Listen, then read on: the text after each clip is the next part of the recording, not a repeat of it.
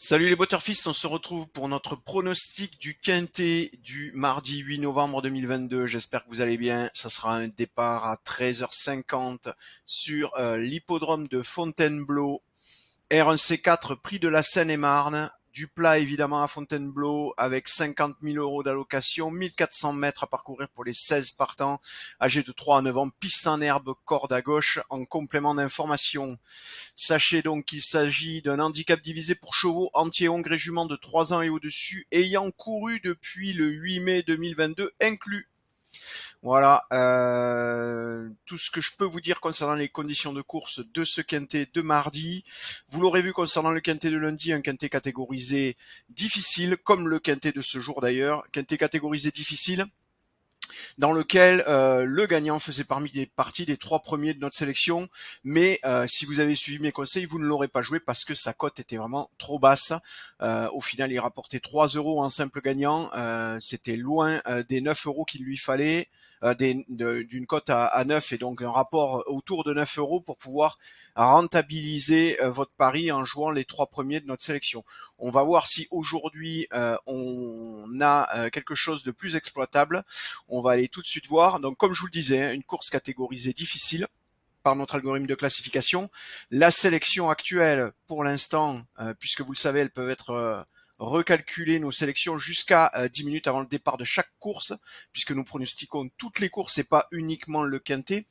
Et d'ailleurs, donc, je vous encourage à aller voir nos résultats sur le site pour les autres courses de la journée, ce qui vous donnera une idée et vous permettra de comprendre surtout que il y a autre chose à faire que d'aller parier sur le quintet. C'est clairement pas la course la plus facile. Il y a d'autres choses beaucoup plus intéressantes à réaliser. Et ça, nos abonnés l'ont bien compris. Allez, tout de suite notre sélection, j'arrête de parler. Le 2 Dragon Please arrive à 10,53 et vous le voyez, il est d'ores et déjà ex aequo avec le deuxième cheval de notre sélection, le numéro 1, Petit Pedro, qui est donc à 10,53 également. Troisième cheval de notre sélection, Master Boy, le numéro 3, ce qui veut donc dire qu'en jouant les 3 premiers de chevaux de notre sélection, on est à 31% de chance de trouver le cheval gagnant, c'est-à-dire quasiment l'équivalent de ce que nous avions sur la course de lundi. Et donc, c'est le même petit calcul. On va gagner une fois sur 3. Il faudra donc que la cote soit supérieure ou égale à 9 pour ces 3 chevaux au moment du départ de la course. Et quand je dis pour ces 3 chevaux, c'est bien chacun des chevaux, chacun des chevals qui doit avoir une cote supérieure à 9. Et pas la somme des cotes de ces 3 chevaux, évidemment. Allez, derrière, si on décide d'élargir pour aller faire un couplet éventuellement ou un trio, on va rajouter Millfield, le numéro 4, qui est à 7,57. Ensuite, on passe au 8 Galord à 6,82 et vous voyez qu'il est ex aequo avec Avril Manoir, le numéro 11, et avec Tarida, le 6e cheval de notre sélection, le numéro 14.